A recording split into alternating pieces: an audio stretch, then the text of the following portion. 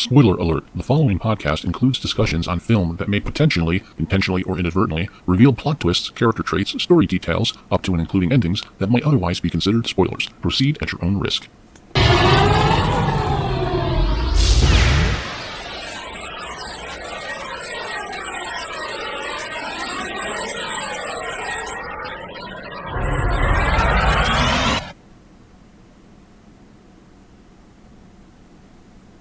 You're listening to Moviesucktastic.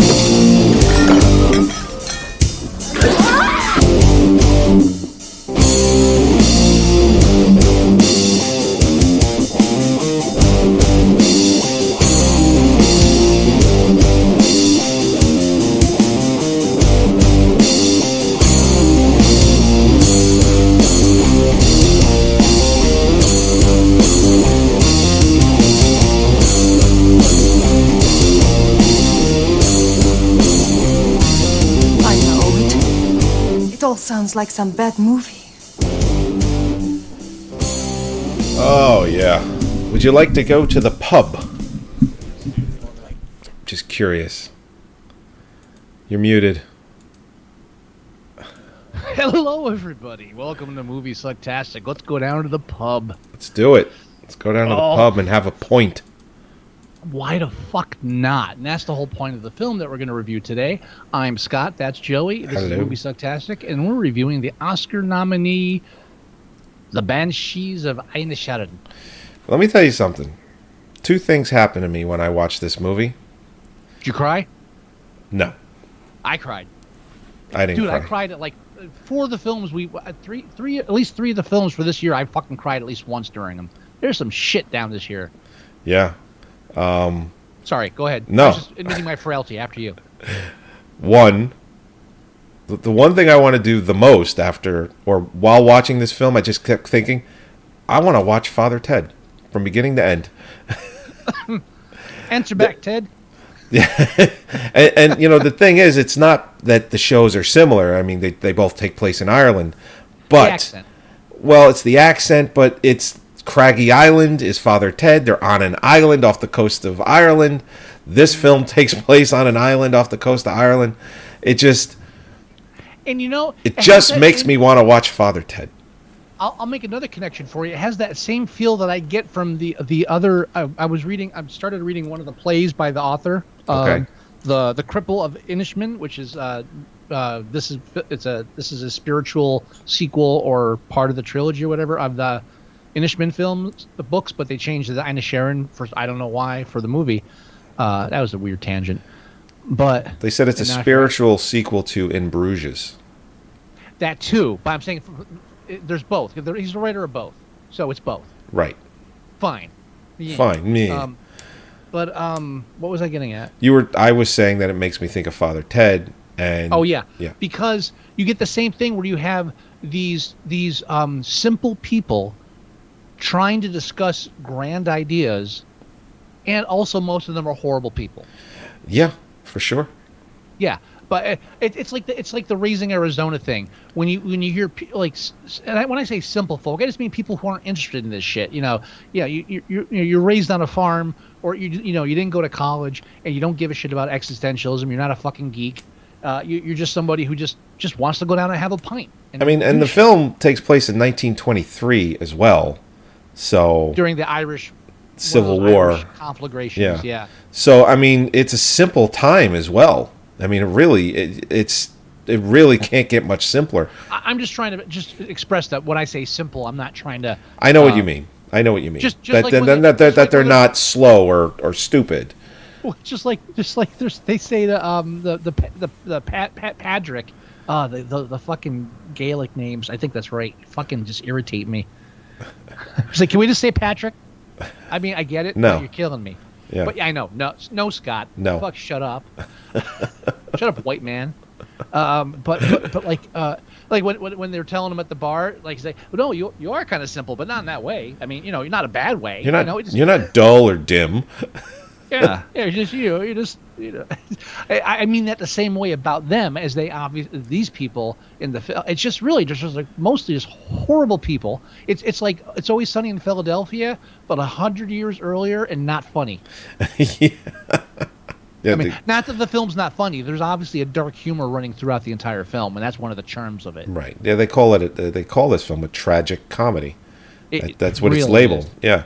And then the other thing that I want to do when I watch this is I want to go to Ireland. Fuck that. No, I want to go to an island off the coast of Ireland where there's nothing there. You go to the pub, and that's it. I've seen too many films, though. I'm gonna be that guy in the weird sweater that gets swept up in the fucking cult witchcraft bullshit. It's like American Werewolf from London. Just any of these films. Just an American going into Ireland, say, hey, let me go out to the pub. That's the last thing he's ever fucking said. I just don't trust it. You don't trust it? I don't know. I don't know if it's based on my perceptions of Ireland from films I've watched. So you can blame Irish writer directors. Oh, okay. For what you want. Countryside looks beautiful. I'm sure they're not cutting off fingers in every district. I'm sure you can. Most people I think would move out of that town if they had a chance. By choice. So, that was by choice. Yeah, if you have a choice, you're not going to end up on Craggy Island unless you did something bad with the church. So I joke when I say like the films, the film's main desire is to convince you not to visit Ireland. I'm kidding, but yeah, it is very depressing. I mean, do you want to walk through the basic plot, or you mentioned down to the pub, which is very much the catalyst for this whole film, is the fact that he wants to go down to the pub with his friend, and his friend. Well, that's how it starts. He walks to his friend's house, which is very close to his. They're lifelong friends. They apparently they grew up together, or most of their life they have been friends. Like most of the people on this place. I mean, they've been their entire lives. Yeah. I mean, it's, again, 1923. It's a simpler time. You keep friends for your whole life. So he goes, and his friend's name, which is Brendan Gleeson, his name is Calm. Calm. Like, it sounds like Colin or Call, like, for short, but it's Calm. It's Colin, but they're being Gaelic about it. Yeah, his name is Colm. Calm. So he goes and he just knocks on his window. Call him. Hey, going to the pub. Meet me at the pub. Call him. And he's just sitting in his house doing nothing except smoking, which they mentioned like 2-3 times. It's like, you went to go see him? Yeah. What was he doing? He was doing nothing. Smoking. Like, it's mentioned a few times. And then what was the word that they used? Rouse? You two rousing? Like, meaning they're fighting. I guess a Gaelic or it's an Irish. Yeah, like a row. Yeah, like a row, to rouse. Yeah. I just assumed when I heard it, I just assumed it was a version of. I mean, I grew up watching British TV show and stuff, and so I grew up like trying to learn accents and stuff by through entertainment. Right. So when it comes to films like this, I make assumptions like that just based on the I just use context and I really don't dwell on it for that purpose. But yeah, when I heard rouse, I was like, okay, it sounds like rowdy or route, So right. Sure. Well, that's what I didn't have a problem figuring it out, but it wasn't a word that I have heard used that way. Oh no, me neither. Yeah. So when they said it, I was like, you two having a rouse? And I'm like, oh, that obviously means they're fighting. But I thought it was interesting. So he confronts him and he just tells him, I don't like you anymore. And then it builds on that. Like, it's not, because he can't figure it out. Colin Farrell or right. Patrick, he can't figure it out. He's like, what the hell? We're friends. Like, you don't do this. Mm-hmm. And so what happens, you just have a normal life, and what happens is this existentialist dilemma is inserted into it, and it is helped along by the fact that Calm is a very shitty at describing anything, or, right. He's just, He goes about it the wrong way. And in a good way, because you watch the film and I enjoyed it a lot. It's frustrating to watch. It's like what the fuck? Like what the fuck is wrong with you? Every person. He's your only friend on this whole goddamn island. What the fuck are you doing? Yeah, the reason Carrie Condon is up for an Oscar for this film is because she is every person in the audience. Why the fuck are you here? Get the fuck out of there. This place is crazy. You're all crazy. I'm fucking leaving. That's right. Every person in the film in watching this film. Like, if I was there, I wouldn't be there anymore. Yeah. Because she confronts him at one point, and she's like, "What the hell?" And he's like, "Well, he's boring." He goes, "You're all boring." You're all, because you could tell, because she's a woman on this island. She's a young woman on this island, and she obviously isn't seeing anyone or have found love. She's a young, smart woman on this island. Let's underline the important part there. So, and she hasn't found love, and obviously it's for a reason, because they all suck. They're all boring. So everybody's in this normal routine, and the routine is broken by Colm, Brendan Gleeson, who just decides one day that he's not happy with where his life is. He gets an existential dilemma where what's the meaning and purpose to my life? And he suddenly decides that his life isn't worth anything unless he achieves something that will live beyond him in art, in music. And so suddenly he has this existential dilemma, and he forces it upon Colin, who's his lifelong friend, in the most severe way. So the film isn't really about Brendan, it's about Colin, because as you said, the film starts with this normal day. This is the routine. The routine is broken. Why? No reason. No reason's given. Right. And so this thrusts Colin into this existential dilemma of, why would you do this? Why would this happen?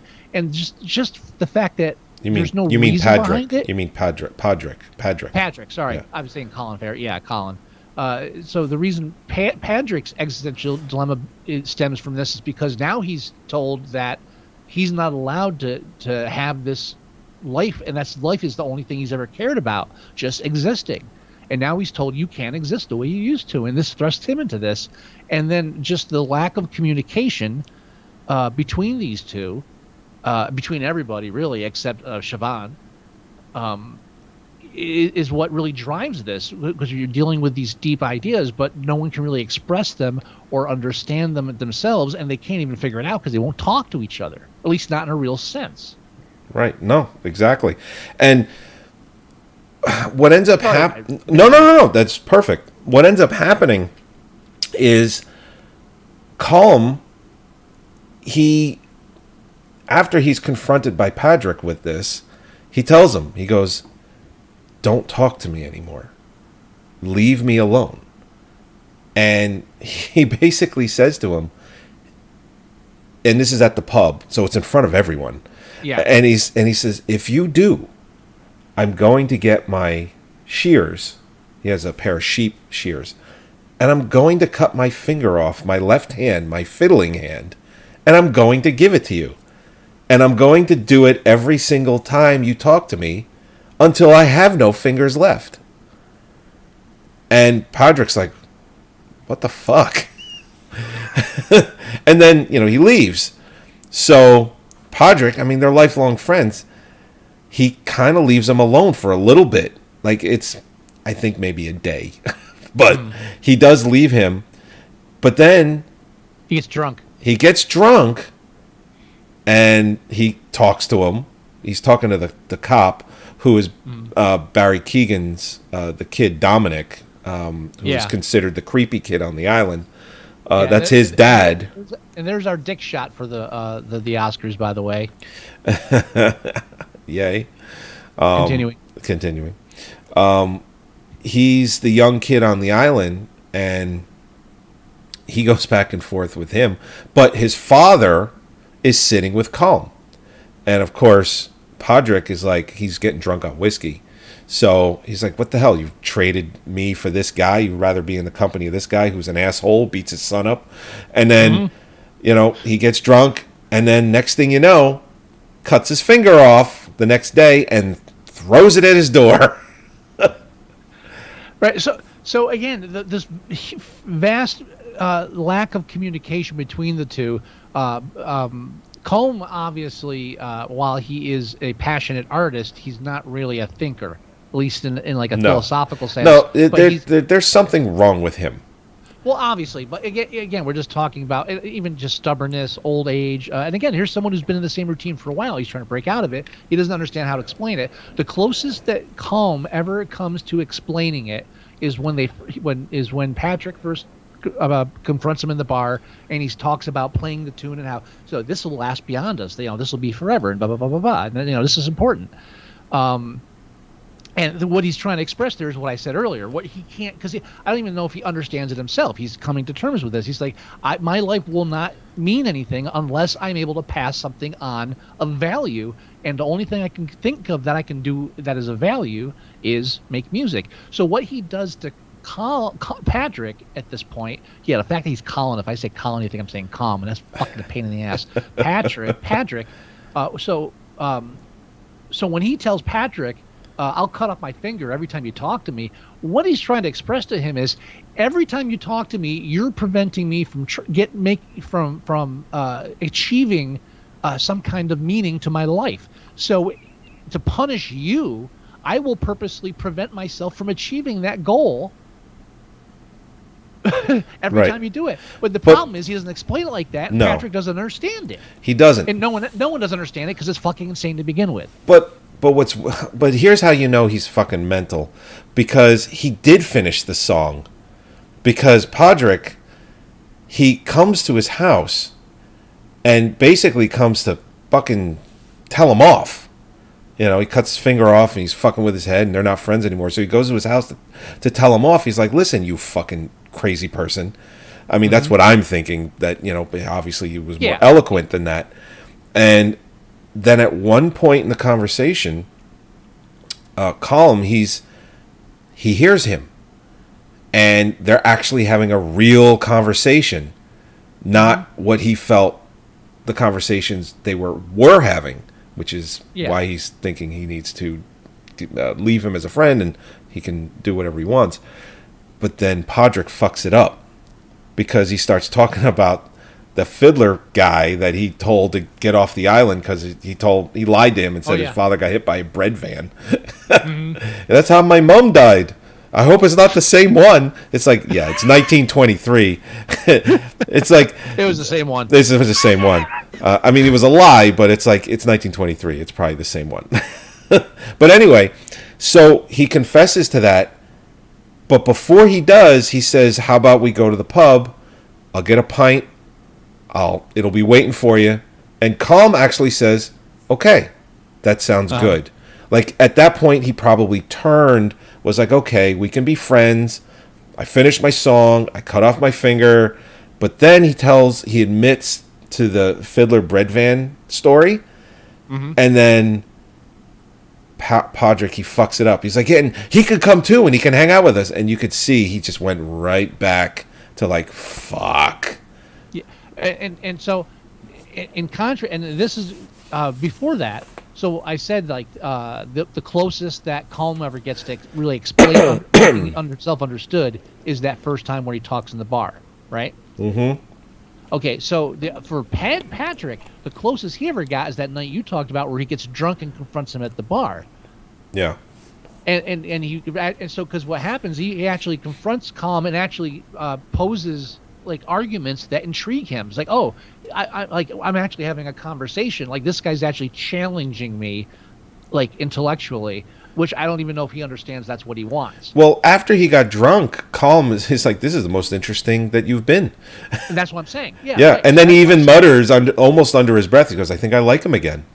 Right, and so because at that point he also thinks Patrick, I think, is beginning to understand. Right. So, but the problem is Patrick doesn't understand, or at least it doesn't sink in. He's drunk on and a sober level. Yeah. So if Pat just on a real narrative straight, if Patrick stayed away for that long time, eventually Calm would have come around. But then he fucking hears that he said that and is like, oh, so I guess that means he likes me now. Doesn't understand the context and goes back and fucks it up more. So when we get back to the point you brought us to, where he confronts him drunk that night just before he cuts off all his fucking fingers, and then throws them all at his door. Right. So that whole thing is a back and forth where Patrick is confronting him, saying, "Listen, explain to me. You tell me what the fucking problem is. Explain it to me." And this big confrontation is from a problem that Calm can't explain the dilemma any better than he tried to with the music metaphor. Right. He can't explain to him the crossroads he's at existentially. Patrick is trying to get him to explain something, and then even if Calm did explain it, Patrick doesn't understand that he's going through the same thing. So, like, neither of them are really able to communicate what they're experiencing, and by doing so, they're creating each other's paradox even more. It just feeds the fire back and forth. Yeah. And I'm telling you, you don't choke a donkey and get away with it. Fuck no, man. Pony. There was a donkey. No, it was donkey. Donkey. Jenny. It was Jenny the donkey. Yeah.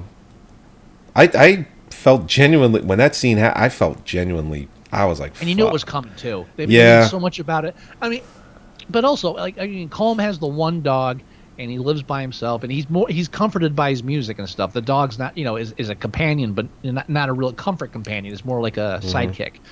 But you got Patrick, whose main problem is he lets the donkey sleep in the house, and he always wants the animals around him. And when Shaban leaves, he just lets all the animals in the house because he doesn't like being alone. He likes company. Right. And that's obviously especially why when Calm said he, didn't have or didn't want to be his friend anymore, it really was devastating to him. And then you find out why as you go down, because everybody in this fucking village is a dick. Yeah. In one way or another. And when you said you kept thinking of Craggy Island, I'll tell you exactly why you thought of Father Tom. Is when Shaban goes to the Father Ted is when Shaban goes to the fucking post office grocer. Yeah. Oh yeah. That whole scene there. Yeah. That's Craggy Island. Yeah. Yeah. That bullshit. That weird kind of. And I'm only like the first 15 pages of that guy's play. I've been sidetracked. But you get the same vibe immediately. It's like, wow, everybody in this town is just fucking evil except for the cripple kid. Like, I know this going into the gate. I don't know if I want to finish reading this already. Because I've seen this film. I know how this shit ends now. Not well. Yeah. No, I know. I don't think this cripple's making it through the book. So Patrick, after Calm cuts all of the rest of his fingers off, which he does threaten the sister. He's like, listen, if he comes again, I'm just going to cut them all off, all at the same time, not one at a time. It's going to be all the rest. The other four are going to go. So he does that, and then he throws them at his door. And Jenny the donkey eats one of them and chokes to death and dies. So now Patrick, he's lost his only friend, and then the donkey was also he loved the donkey. It was a friend, a true friend, an unjudgmental friend. Yeah. And now that's dead. His sister leaves the island to go to the mainland to work in a library. So he's truly alone. So now he's pissed. So he goes to Calm. And before you go any further, though, I just want to underline here, when we say alone, it's not just like I'm alone. It's again, I keep focusing on the existential standpoint because this is the pairing we got today, is that they're not just removing companions or like soulmates.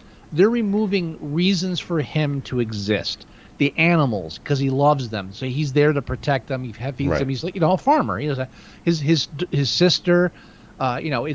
He exists for her. She's his companion. She's his sister. That connection. His friend, going to the pub every day. These are all the things that he exists for. He's a simple person. This is all he needs to lead a happy life. They're taken from him one by one. Yep.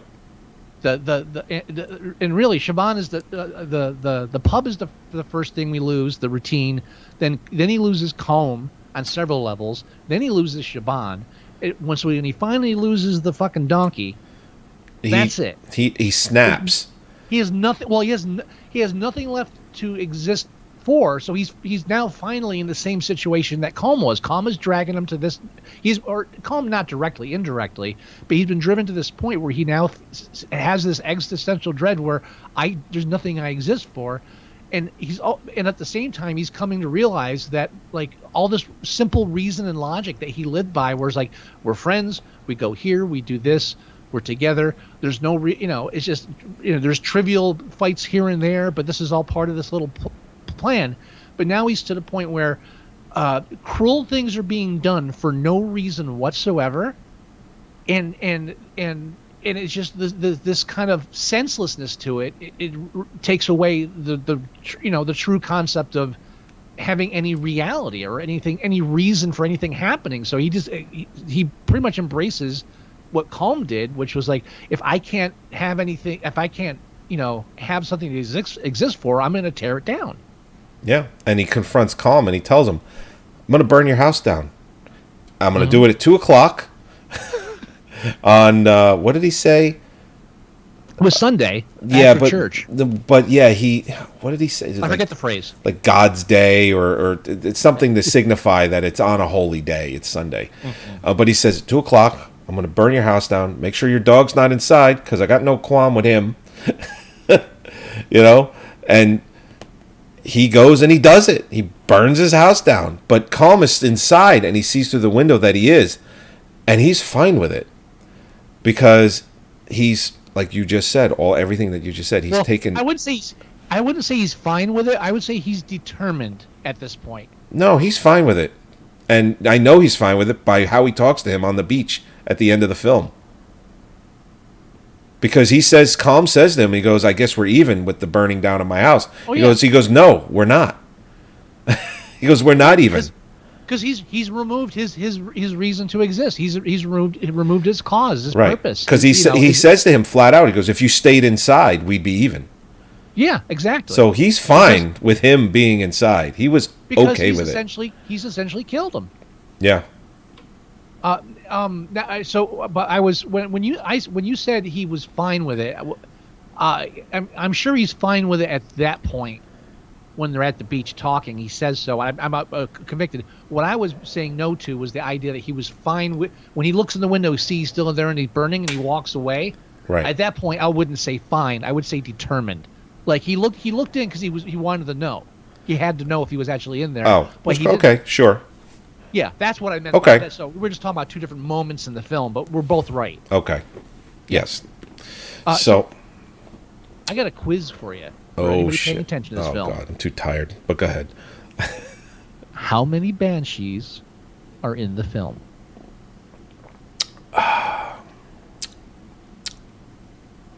2. I would say. Is that your final answer?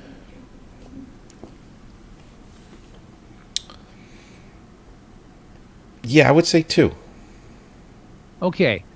I'm not saying I know. This is just my feeling. I haven't read anything about it. It just came to me actually while we were reviewing. Well, hold on. Before you give your answer. Okay.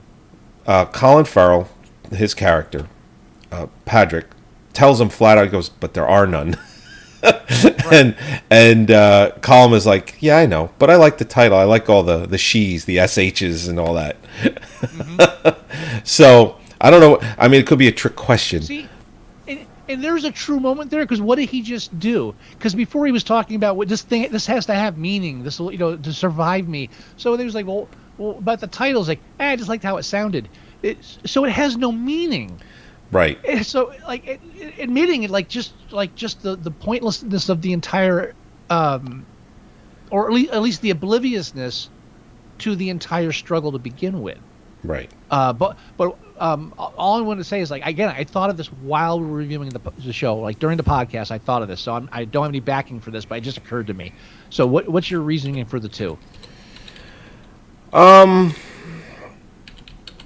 you Googling that? No. Okay, just checking. No, I'm not. I'm okay if you do. I mean, I didn't, but no. Wow.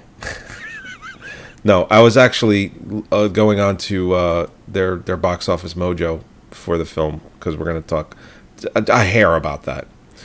I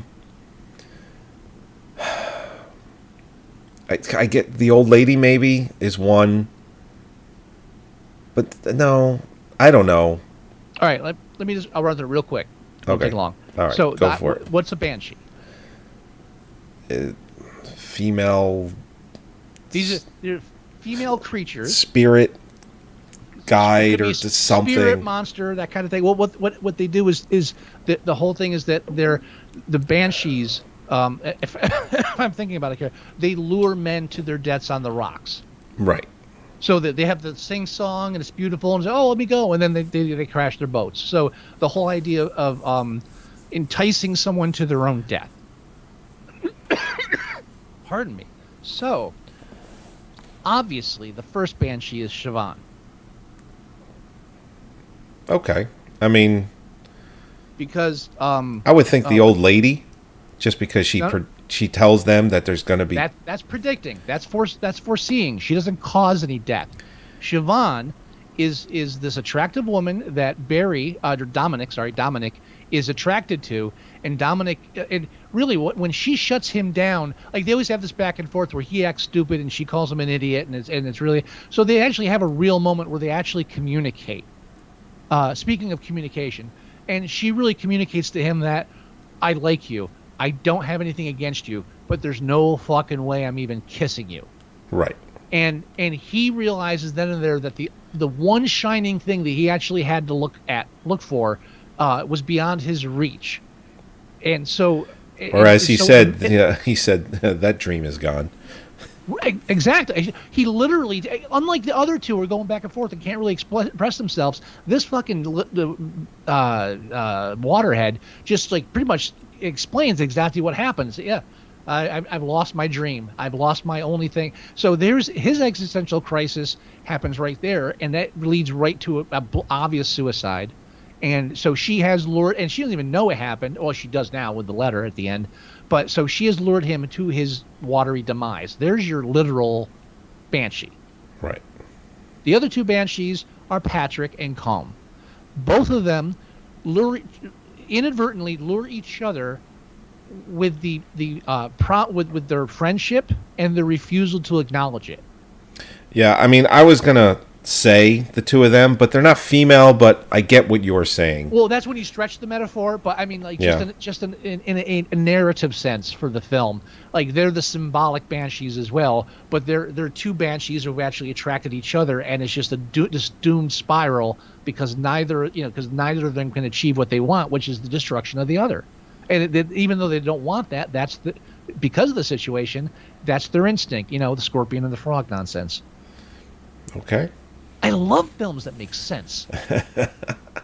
I really enjoyed this film too. Yeah. And great acting, great. The cinematography is great. All across the board. We'll do it quickly because we're running long on both these films because they're so fucking good. But you want to run through the nominees real quick? Yes. Yeah, I'll leave that in your capable hands because OneNote doesn't like me on my computer for some reason. Uh-oh. And there it goes, doubling again. What the fuck is it? Let's see. It's up for how many? 1, 2, 3, 4, 5, 6. It's tied for second place with Quiet on the Western Front with 9 nominations. So the 9, working backwards, is Yes. Yes. And I'm not going to ask you to define what that means. I said working backwards. You said it all weird and stuff. I did. And you were right to question me. I'm still going to say it though. Film editing. Now, I don't know. The fact that it even got film editing to me is.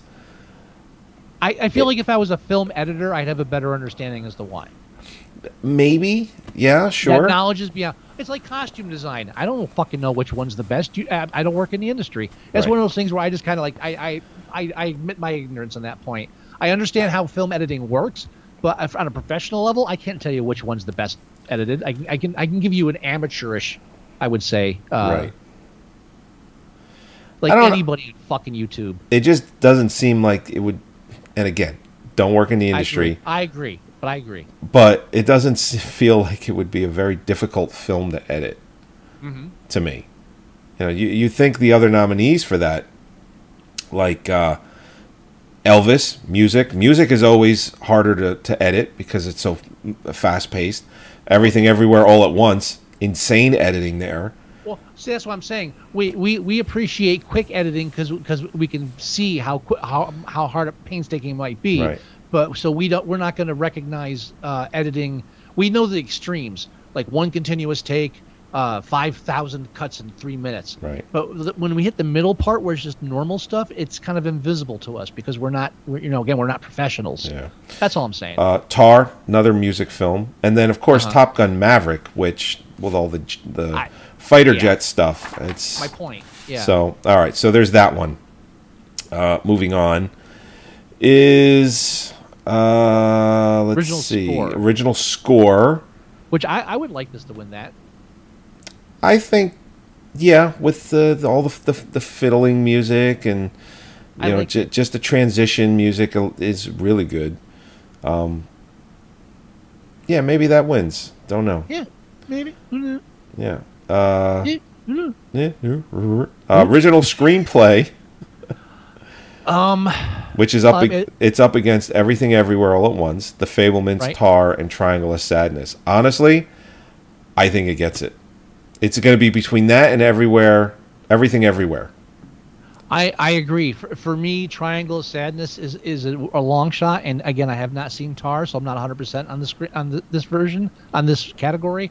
But yeah, I think it's kind of at the moment for me. I agree. It's a tie between Banshees and Ayao.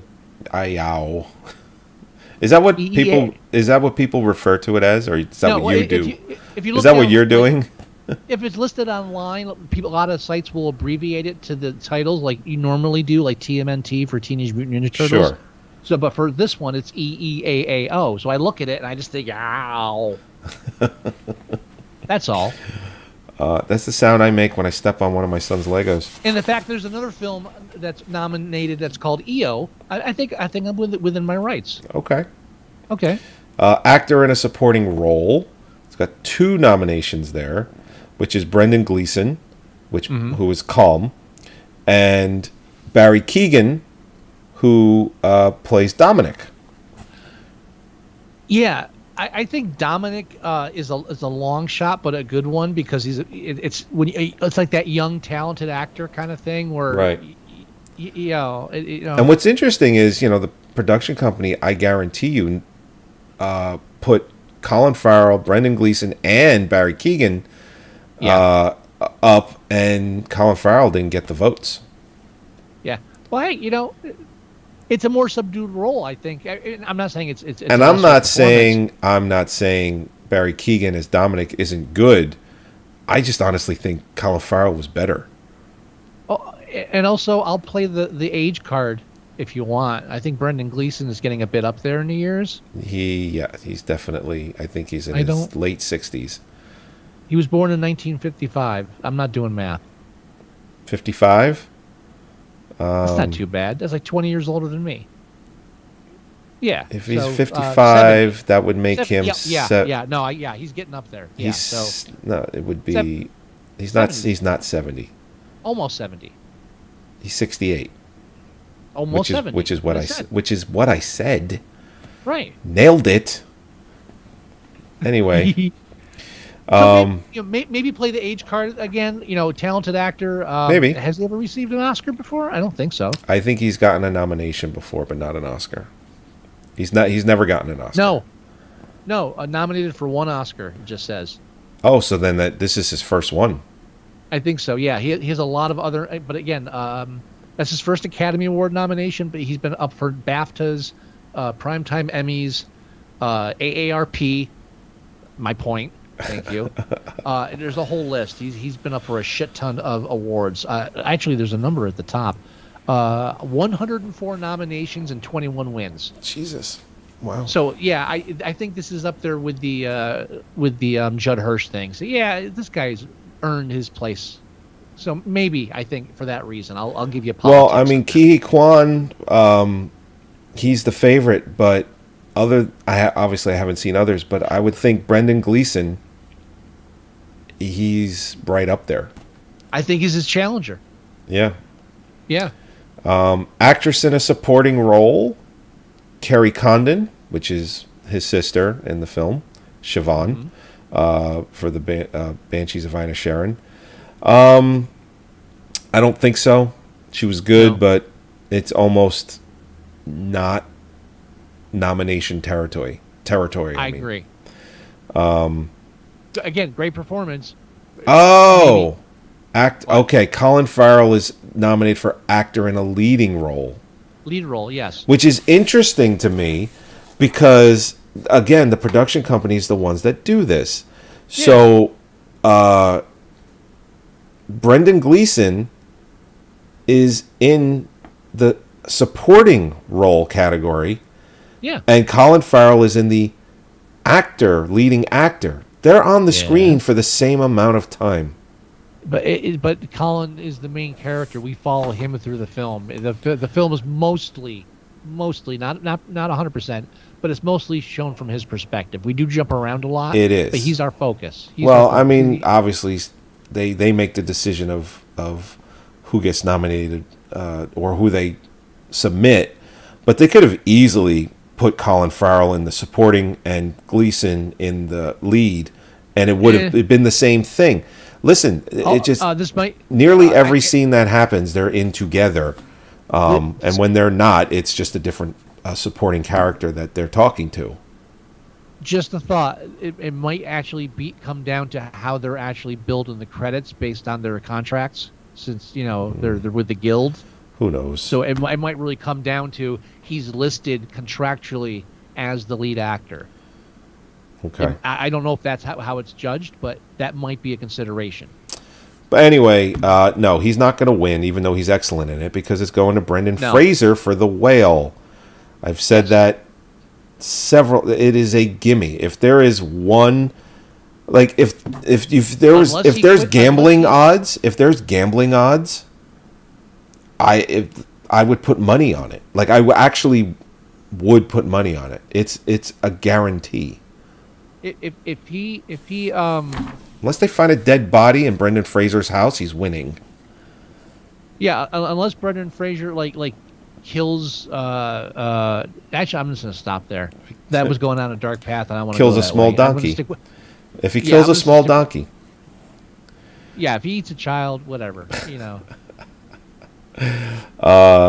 So then directing, Martin McDonagh for Banshees, Daniel Scheinert for Everything Everywhere All at Once, Steven Spielberg for The Fabelmans, Todd Field for Tar, Ruben Östlund for Triangle of Sadness. I think this goes to Daniels for Everything Everywhere All at Once. This is a repeat of what I said last episode, but obviously I have to say it for this one. Tar's the only one I haven't seen. The Fabelmans can eat my ass. I'm a bias for Triangle of Sadness because I do love the film. However, I feel like it's the long shot, and I think between Banshees and Yao, I would have to lean towards Yao. But if Banshees won, I would not be upset. But this could be one of those years. And if the Fabelmans wins, I'm fucking done. It won't. But this could be one of those years where they split directing and Best Picture. They've been doing that more in recent years. It was unheard of at one point, but they've been doing it more because they feel, listen, we love Banshees for everything that it is, and we love Everything Everywhere All at Once. Why don't we give directing to Banshees and let's give picture to Everything Everywhere All at Once? Or vice versa. I have a feeling that this year we're going to see a split in directing and picture, and it's going to be between those two movies in some way.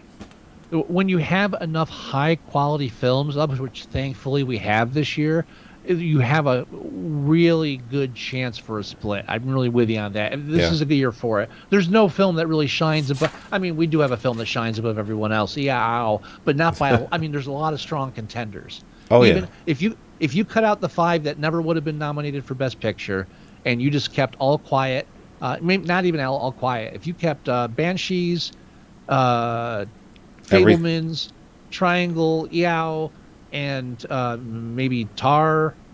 I mean, any winner would be a good win. Sure. Oh yeah. And that moves to the final category of Best Picture. That's what I was talking about. I'm sorry, I jumped ahead. I apologize. It's all right. Well, yeah. So it's nominated for Best Picture, and yeah. Again, I really think back and forth, Banshees or Everything Everywhere All at Once. Those are the two, in my opinion. Those are going to Yeah. be the two. Those are the front runners. I think those the two that are the most respected from like a true artistic standpoint, where there's a message and there's a layer to it, and it can, but at the same time it can be appreciated from a novice standpoint or a passive viewer, where you Right. can still enjoy both films and not read it into a deeply like a complete nerd like myself. Yeah, no. So I think there could be a split this year, and I think Joey. everything Joey, gets I it. don't wanna be- What? No, never mind. I think everything gets it, but I wouldn't be surprised if they split between Everything, Everywhere, and Banshees. Yeah, agreed. All right, so let's rate this thing. Where are we? Motherfucker. It's currently a 7.8 out of 10. Hey, sweetie. My wife's going to bed, so I'm gonna calm down a little bit. Calm down, motherfucker. Surprise, motherfucker. It's currently motherfucker. it's currently a 7.8, and I kind of get the feeling that a lot of people gave it 7s because, not that they don't understand it. It's not that kind of movie. They don't. I don't know. It just feels like someone would watch it and be like, you know what? I don't fucking get it. Why are they? Why is he acting that way? That's silly. It's dumb. I don't understand why he would do that. And that's not what that's not what it's about. It's a simplest. It's a much like the time period and everyone in the film. It's a simplistic approach to not giving it a higher score. Well, yeah, and I think those people are in the vast minority when it comes to this and rating. I'm looking because I have the Rotten Tomatoes printable ballot. Banshees got a 97% critic score, which a movie like this, as good as it is, I expect that. But the reason I say that, the reason why it's in the 7 range, is because only 76% of the audience score, of the audience liked it, 76. So while it did get a good score, you can tell there are people that are like, yeah, no, I don't, it's dumb. Well, They're fighting over stupid things. I don't get it. Well, you're always going to have that curve with an intelligent film, even when as entertaining as these two. Yeah. But so if we look at the IMDb demographics, what I see is the lowest average rating is 7.6 for anybody 45 or older. Okay. Older people don't like this film. And the highest demographic for this film is 8.2, which is males under 18 again. Again, only 105 of them. But the 105 of them that did, the vast majority of them like this film. Yeah. Oh, yeah. So I think when you see what the thing is, this being an art film, I'm being too loud. I should lower my voice. So what I mean to say is the room right next to this room? my office is right next to the bedroom. I have a daughter and a son, and they have 2 rooms. I can't have a wall adjoining those. Oh. I don't want to hear anything that happens. So I had to. That was the sacrifice when we did the layout. Anyway, so what I'm saying is that this is like really kind of an art house film. Is it A2? This is an A2, right? A24? A24. I don't think it is. Everything was an A24. Everything Everywhere All at Once was A24. Right. So like with these art house films, like most people don't see them unless they want to. Like if you go to a movie theater and you're a casual viewer, there's a good chance you're going to see Maverick. Average person doesn't know anything about films, walks up, they're not going to see this film. And if they do, they're probably going to walk out disappointed. And that minority of the guys dragged by their girlfriends or vice versa, they're the most negative reviews you're going to see. Yeah. Yeah. So the demographics don't lean too much, but again, the younger people, the minority of younger people that sought the film out, they enjoyed it more than anybody else. Yep, for sure. Which is the same trend we saw in everything, and I think it's a good trend. I like seeing that trend. It gives me a little bit of hope in this world. All right. So what are we thinking score-wise on this? I think 7.8 is too low. I don't think it deserves lower than an 8. What are you thinking? Well, I don't see. Here's the thing. I don't want to throw 10s around like No. donuts. I wouldn't throw 10 on this. I'm okay with a 9. I'm good with a 9. Yeah. Really? Wow. We're soft this year. There's some really good stuff. No, here. this is a really good film. This is a really, really good film. Yeah. All right. So I mean, this is one of the times where, say, a point, like, oh, I'd go 8.7 on this. Like, I accidentally rated it 10. I had to bring it down a notch. All right, 9. There we go. 9. I think this is deservingly a 9. Yes. All right. I'm tired. It's time to do this. Yeah. Stop talking. All right. Quick wrap up. Episode 387. By the time we're done with these Oscars, we're going to be close to 400 episodes. Go to our website at moviesucktastic.com. Download or listen to the show there. Go to iTunes. Do the same thing. You can go to our Facebook page at facebook.com/moviesucktastic. You can leave us email. The address is themovieguys@moviesucktastic.com. If you want to leave us voicemail, it's 908-514-4470. You can go and do a search for us online. Just go anywhere, do a search for Moviesucktastic. We come right up. You can hear us all over the internet, whether it be go to YouTube, watch us live there. You go to iTunes. Spotify's coming soon. Amazon Music, we're on there. Stitcher, we're all over the place. Do you have any words of wisdom, Mr. Wilson? I don't think I want to be your friend anymore. But why? Oh. Let's go to the pub. I'm going to cut a fucking finger off. Have a point. That escalated quickly. It did. It sure did. By the way, I know I always say Google it, but actually I've been using Edge a lot, so I feel kind of a hypocrite. Well, Edge is uses the Chromium OS, so it's basically Google. All right, then I'll shut up. All right, but it was funny. It's like Dominic. It goes, I'm surprised you didn't go talk to him to see if he was bluffing. I love that scene. He's like, I would have did it just to see if he was bluffing, and he wasn't bluffing. It's a great film. Yeah. All right, everybody. We'll talk to you next week when we review 2 more movies for our Oscar reviews. And we don't know what those are yet, but we will figure it out. But one of them's going to be Avatar soon. Yeah. Yes, it is. I don't want to go to the movies to see it, but No. yeah, we'll see.